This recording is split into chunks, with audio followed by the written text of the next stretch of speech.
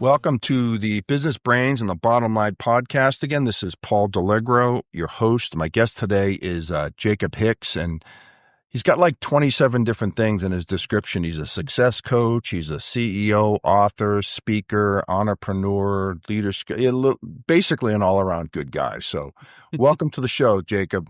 Hey, thanks so much for having me. Really excited to be here. Yeah, no, excited to have you, man. I'm always looking, what you do, and I'll get into that in a little bit, being a success coach and a sales coach and all the different, I'm always fascinated by what you do, so before we even get rolling, how did you get into it? Like, how do you become a success coach or any coach, of any type of thing like that? So, it's kind of funny. People ask me that sometimes, and I've realized that, since really getting into coaching, I've been coaching just not in a professional setting for most of my life. I was always the guy and always have been the guy where like my friends like, hey, I'm thinking about starting a business, or I'm thinking about switching jobs, or hey, can you help me prep for this interview? Like I've always been like kind of the go-to guy for some of those, more businessy kind of conversations. And I've always loved, like, it's kind of funny. Like I always say that I have a passion for passion, meaning that some folks, like they might be, hey, I'm thinking about starting this XYZ business. Me personally, I have no interest in it at all. Like, oh, I'm glad you like it, but like it's not of interest to me. But if I can help you figure out some systems or some questions to ask or some people to reach out to, they can help you drive towards those goals, then I'm going to do that. But on the professional side, when I first started this business, I've always been a guy that I like to read a lot and I like to just find ways to improve myself. Self-improvement has been a really big deal for me. So about a year and a half-ish ago, a good friend of mine is a success coach, has been doing it for 20, 25 years now. And I reached out to him just to see if coaching, getting a coach myself made sense, if that would help me get to the next level. So we sat down and chatted for a while. And he's like, listen, man, like, we can definitely, get you rolling, get you, rocking on some of these goals you've got. But I think that you should be a coach. And like, that was really like kind of an aha moment for me. Like I'd never thought about pursuing that before. Here I am, full-time doing it now. And I love every minute of it. Yeah. So it sounds like, if I'm hearing you correctly, it sounds like you're kind of mentoring, helping people anyway, just because you enjoyed it being a good guy. So you were halfway there to begin with, I think. Yeah. I think there's a few things I think make a at the risk of sounding like an idiot, there's a few things that I think make a success coach successful. And I think always improving, like yourself personally, is really key, and being like really curious. And you're right. Like I was always doing it to some, amateurish level, just always looking to help people. And now I'm just doing it in a professional setting with, a lot of intentionality around it. Sure. Are there like certain certifications that you have to get to be a coach? You could probably do it without it, but are there certifications that you have to take or would like to take? So, have to take? No. We kind of talked about this off air. Anybody can call themselves a coach. But I really do believe that to some degree, there is some value and credibility to be had from having certain certifications. And if nothing else, I think having you can be the smartest person in the world, but if you aren't, because really what I'm doing as a coach is teaching. And it's helping you, as my client, say like, hey, here's a strategy that's worked in the past for folks. How can we adapt this to your situation and how you like to work?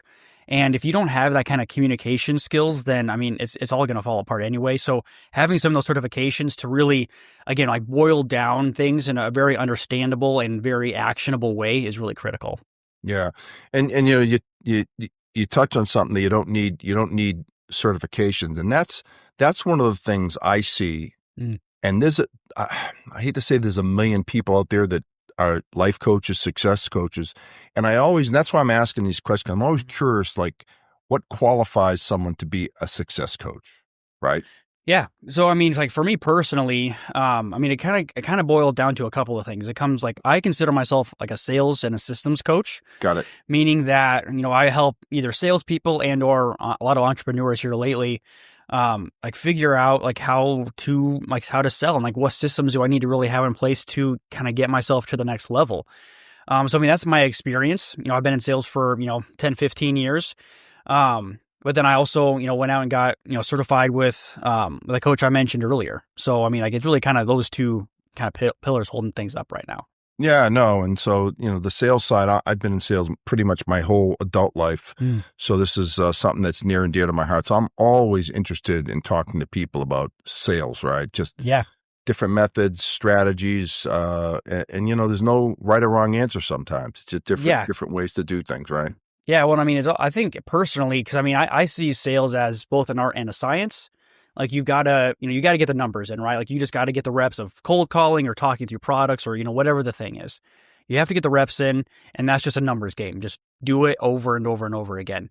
But then also, I mean, I do think it's a art too, where you're trying out different things and think, okay, well, this verbiage has been working for me pretty well. But, my next like 3 cold calls or whatever, I'm going to try and mix things up a little bit. Or I'm going to try this new leave behind that I put together and see again, what kind of will help you, drive things forward in a new and different way.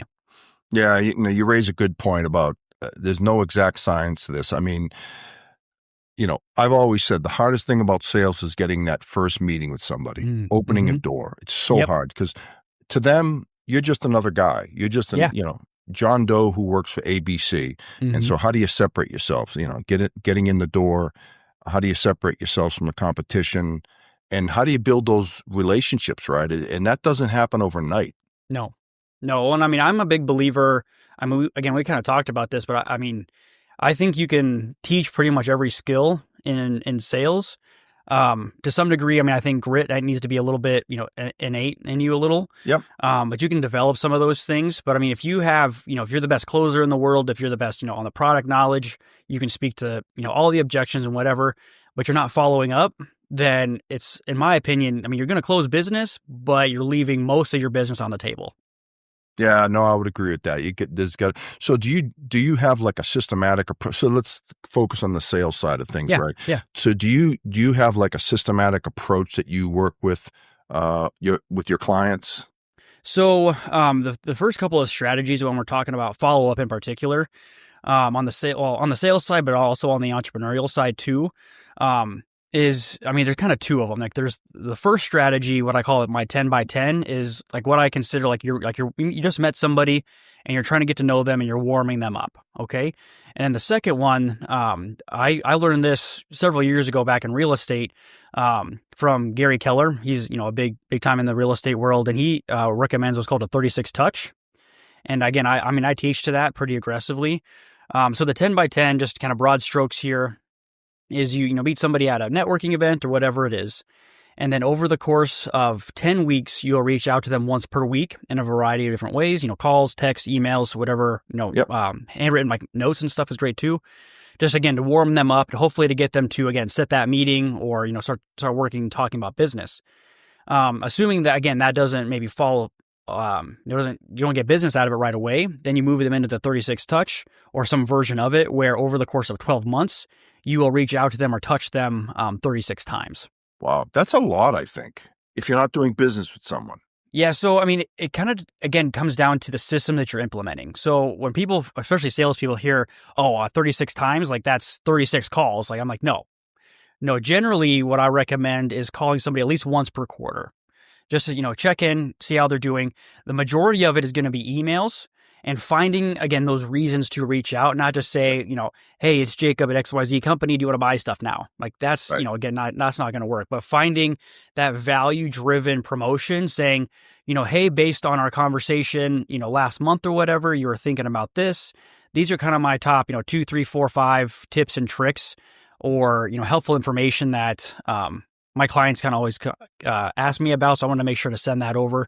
And just finding those reasons to reach out. And when you start thinking about it, I think it can be really easy, but you just have to start thinking about it. So, like for example, like finding out somebody's birthday or like their anniversary is a really easy excuse Sure. to drop them in line and just say, hey, John, I just wanted to wish you a happy birthday and see how things were going. Again, you're not asking Yep. for business necessarily, but you're keeping yourself front of mind. One of my favorite kind of cheats with this, when it was back in real estate, and in Iowa, like a lot of places in the country, we get really cold in winter, right? So every October or September, when it starts to cool off and starts to get cold and some of those like first frosts start happening, we would email everybody in our list and just say, hey, thanks for doing business with us this year. Don't forget to unhook your garden hose and get all the water out of it so it doesn't freeze. Again, not asking for business, value driven, and a pretty easy touch. Yeah. No, it's funny you say that. I had been taught that early on in my career is that you're always looking for an excuse to call someone back. Yeah. Right. I had an old engineer once said to me, he goes, whenever I have a first meeting with a customer, I always on purpose don't ask them every question. So that gives them the excuse to call them back and said, hey, Jacob, at our meeting, we talked about this, and I have a couple of more questions for you. So it gives you that excuse. That kind of I thought it was a nice idea, but yeah. So I'm a big fan. You're exactly right. Just find those reasons to reach out to them that isn't at least front and center. Like, hey, I want to sell stuff to you now. Yeah. No, I think what you're doing is pretty popular. I talk to a lot of the folks that work at, some of the major manufacturers in the IT world, and they have a pretty structured approach, like you said, between texting, emailing, calling. It's on a systematic basis where you're getting your name in front of the customer on a regular basis. Yeah, and the key I think here is to have those systems. And what I've learned both in my sales career, but then also in coaching, is that everybody has a system, right? It's like saying like everybody has a habit. It's either a good habit or a bad habit. You either have a good system or a bad system. And I saw a stat just the other day that said roughly half of salespeople don't follow up more than once, which is mind-boggling to me, considering, I'm sure you've seen a ton of numbers too, where the majority of business is won in like that, 5th through 12, 15 times of following up. Yep. But you have to, I was going to say, like, you just have to have those systems in place. Like say, all right, I met Paul at, this event. What are my next steps? And I know that right away. Yep. Yeah. And it's nice that, like I know some of the guys that I know in the industry that they have their companies do it for them. Mm-hmm. Right. So they're the automated response. Now you're copied on all these, so you know what's going on, but because it takes a ton of time to do that. It can, especially on the front end. And for like some of the folks like on the entrepreneurial side, and on the sales side too, what it really kind of comes down to is like the tech stack that they offer to you. Because a lot of the entrepreneurs that I work with, when I first started talking to them about some of these systems and things, they're like, oh, okay, well, I've got my Excel spreadsheet. And I'm like, that's an okay place to start if you have like, maybe 5 people you want to maybe call. Sure. Yeah. But if you start building your email list and you're starting to get to that, even 50 people or 100 people, 500 people, 1,000 people, that's going to be like, it's just unmanageable. Yeah, it's a massive undertaking. Exactly. So, if you don't have like a good CRM in place that will hopefully, I really believe that a good CRM will automate some of this for you so that somebody, you meet somebody at some place, you automatically are sending them hopefully some reasonably personalized emails or, at least adding tasks to your like daily call sheet to reach out to them in some form or fashion. Because otherwise, like you said, you can be following up all day, every day. Yeah. No, the automated piece is nice. And again, the goal here is to keep your name and company in front of them on a regular basis in a positive way, not so you're waterboarding them. Yes. With the hope of one of these days they respond. You catch them at the right time when they have a need and they know what you do and they call you and say, we may need your help. And and to your point, you said it earlier, it's a numbers game. Yeah. Well, and I think like that, like you were saying a minute ago, like I consider it mind share. Like that's kind of what I call it. It's where you keep following up with somebody so that if somebody says, hey, I need, whatever it is you're providing, then you're one of the first 2 names that come to mind. And if you've been in sales for more than, a year or 2, then you will always, like everybody will have stories of where like, I met this guy one time, I never heard from him again, followed up with him for, years sometimes. And then all of a sudden he picks up the phone and says, "Hey, I'm ready to do some business." Yep. And like, I mean, that's all over the place. Yeah, no, it happens. Right time, right place. It's so many variables. Like they may have a vendor they're working with, but all of a sudden they're not happy with them anymore. Yeah. But it's hard to know that, right? You don't know unless you have a personal relationship with, but most of the times we don't when we're prospecting for new business. So just keep diligent about it. But what would you say? And I think you mentioned, I mean, for sales guys, what are the most common mistakes sales guys make? I mean, we kind of touched on it already, but it's that consistency piece where Okay. you're just not being consistent. And like, I'm a big believer. When I meet somebody, I like to set like the follow up right then and there, saying like, hey, it's okay that we're not going to do business right now or whatever. I'm going to give you a call here next week or then 2 weeks at, on this day at this time. And I love doing that because most of the time people are, not as committed to like their schedule as I might be. Yeah. So like saying like, hey, I'm going to call you at 10 o'clock next Tuesday. And then I call them at 10 o'clock on the dot next Tuesday. I mean, people really like to eat that stuff up. So consistency, I think, is a really huge piece. Being systemic, like having your systems in place ready to go for a follow-up, as we've, talked about quite a bit already. But then just having like hey, how am I prospecting? And people, we always have to be feeding the funnel entrepreneurs and salespeople. So like just figuring out how you're going to consistently be feeding yourself is absolutely crucial. And then following up and touching base with people from a value driven standpoint of just, hey, here's some information that I thought could be, really useful to you, I think is critical. Yeah, I think that's a big one, right? Mm-hmm. Just providing value without saying, hey, when are we going to do business, right? Yeah. Well, and like that's a big thing that some entrepreneurs struggle with too. Cause Yep. And I'm sure you've seen it too, Paul, where people are like, hey, I met this guy the other week. I've called him, maybe once or twice, never heard anything from him. I don't want to bug him. I don't want to be bugging him. Yep. And I'm like, well, you will be bugging people. You'll be like that used car salesman kind of vibe if you are following up and just saying, hey, we met at this network event. I sell this stuff. You said you wanted to buy this stuff. Do you want to buy this stuff now? Like that's annoying. People don't want salespeople like that. So be a consultant. Be that person that is the expert in whatever it is that you are doing. And people will love you for it.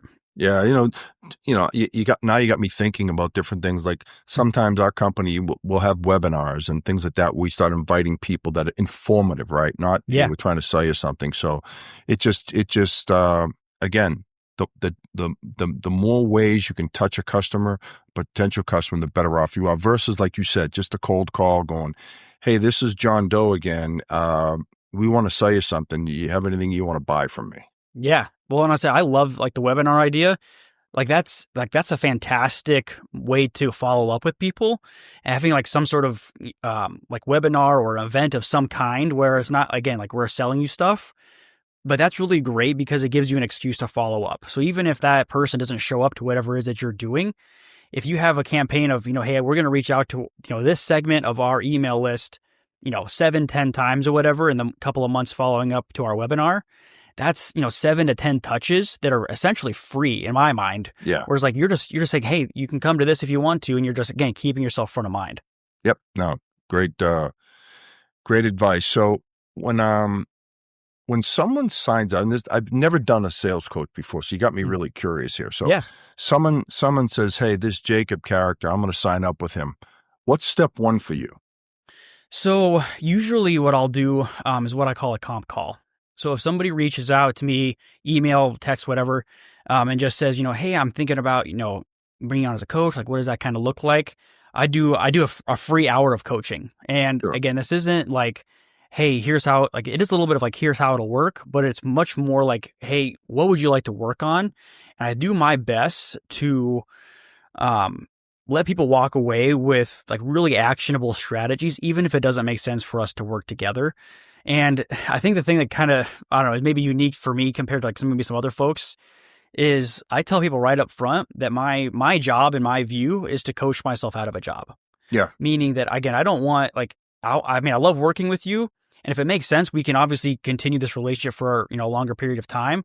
But if after 3-6 months, you're, really got your feet under you, you're applying a lot of the strategies and coming up with your own strategies, because that's ultimately what coaching is, then, go ahead and fire me, and we can always revisit this later on, but I don't want to be the guy that's like, I don't know, just keeping people or keeping clients around so he can, pad his pocketbook for years and years on end. Yeah, it's like getting them addicted to a drug. Yeah, exactly. When I think about it, like, because I feel like coaching can be kind of like a misconceptions and stuff where in my mind, the analogy that I always use is like I consider us kind of in a similar industry to consultants Yep. and to therapists too. And we're kind of in the middle. So like, I mean, a therapist, obviously, right? Like you maybe you're struggling with, whatever emotional issues or, past traumas. So you're digging into some like really heavy things. Those are therapists, right? Then you have your consultants where, again, in my mind, you reach out and say, like, hey, I have this business. I'm struggling with X, Y, and Z. I need you to come in, do a big analysis, figure stuff out, and then tell us what to do. And again, as coaches, we're kind of in the middle because I want you to take the strategies I might offer to you and figure out how you can apply them in a way that's actually sustainable over the long term. And again, I meet with people for an hour every other week or every week, kind of depending on what their overall goals are. Yeah, that was actually one of my next questions was how regularly do you meet with your clients? Yeah, so usually at least every other week, again, depending on somebody's need. But I mean, like there's like different tiers. I mean, it's a very, very flexible business because I have some folks that, hey, I'm the CEO. I want to have you come and work with me specifically on, X, Y, and Z issues that I'm working on. And I also have some folks that are like, I've had some folks I've worked with where they are a startup and they're, getting things rolling. Things are starting to move, starting to jive. And they're like, oh crap, I need to build a sales team. I've never built a sales team before. How do I even begin to do something like that? Right. So they bring me in on a larger basis to help them like vet, some of the people they might be looking for. And then ultimately, again, establish those systems so that it's more or less plug and play once they find the right people. Yeah, that makes sense. And so, you touched on a good point. I think I can see this going one of two ways. I can see people either becoming so dependent on you that you can't get rid of them. Just being blunt, right? I mean, it's like a drug, right? They're hooked on you and they need you. Or the better scenario would be you give guys the tools to be successful and they get their confidence and they understand what they're doing and they're off and running after 3-6 months. I'm going to take a guess, right? Yeah. I mean, that's typically how long I work with folks for, just a handful of months, like you said. But I mean, it's also a thing where, like I'll work with somebody for like that 3 or 6 month period. They get up and get rolling. And then after, again, another like 3, 6, maybe even a year, they'll reach out to me and say, hey, things are going really, really great, but I want to bring you back in because now I've got a different goals. Like your mind starts to expand. Sure. The bigger and more, aggressively you start making goals and like where you really want to go in life. Yeah. Well, congratulations, man. I mean, I think one of the keys in life is always finding something that we're passionate about. And it sounds like you found it. I mean, I really think so. Like it still is sales to some degree, I guess, but, which I mean, I've always loved sales. I mean, I've been, in sales for a long time now, but, like helping people figure out and like navigate some like murky or difficult situations. I mean, like we all have, periods in our life where, somebody, gave us an outside perspective and like that really kind of lit the light on for us. Sure. And to be able to do that for somebody else is really motivating. Yeah. And it's gratifying too, and I think you do have to have a certain type of personality to do this. I think like, in other words, you've got to have more of a giving personality versus a me, I, right?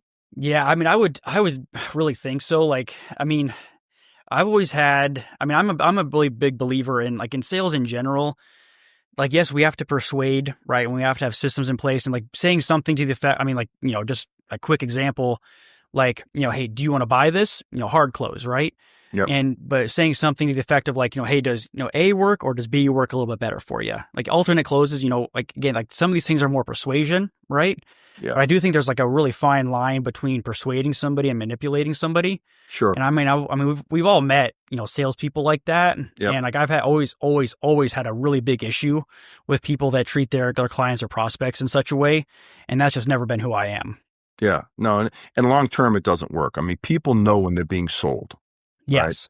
Right? I always, I've said this on many shows, actually. I think the 3 biggest things to build that relationship is customers. It takes time. Customers have to like you, respect you, and trust you. Yes. If you can get to those 3, where they call you and they know you're going to be honest with them, and straight up with them. That's the ultimate to me. If you can get to that point, then you're doing well. Yeah, well, that's what I always tell like everybody that I work with. I mean, I tell them, I'm not a BSer. So like if you're doing really, really great and we're like, hey, we're, knocking down tasks and, figuring out strategies and all this stuff, I'm going to tell you we're doing great things.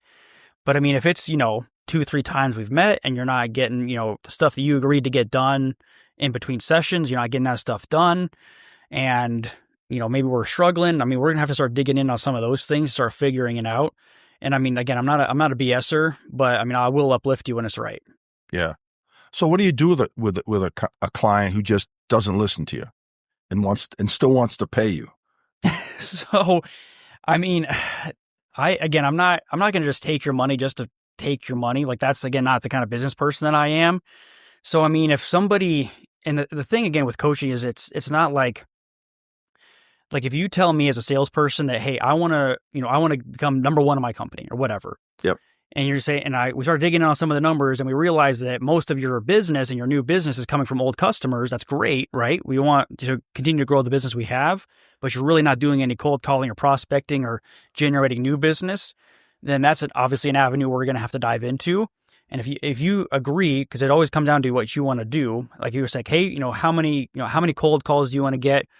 And you say, I want to do 30, and you don't do that 30, then, 2-3 weeks go by, you're not getting that stuff done. I ask you like, hey, is this really what you want? And like, if this doesn't make sense for you anymore to, work with me to drive towards these goals you told me that you wanted, then, hey, you're not going to hurt my feelings. Just, just be honest with me. And I mean, I'm very willing to have that kind of conversation. Yeah. And it sounds like you hold people accountable too, right? Like this is what we agreed to.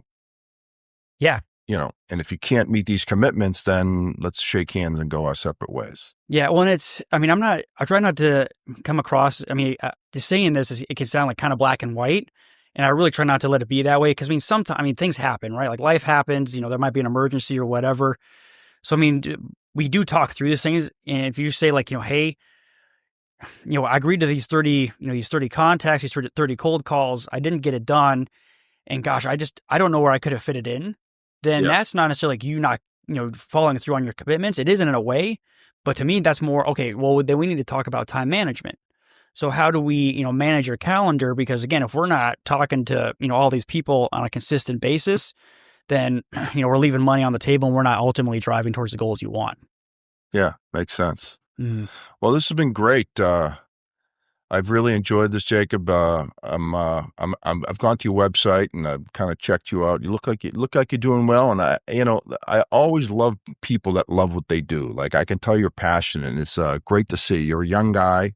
So it's always good to see young folks, really driving towards their goals and their successes. Oh, thank you so much. I mean, it really, it's so funny. Like when I was first getting going, and I'm sure you felt this way, like where, in sales for a long time, like that was kind of the ultimate high for me almost, where, the feeling like, so when you get that huge deal and you've got that big commission check coming and it's just a huge freaking deal and you feel like on top of the world.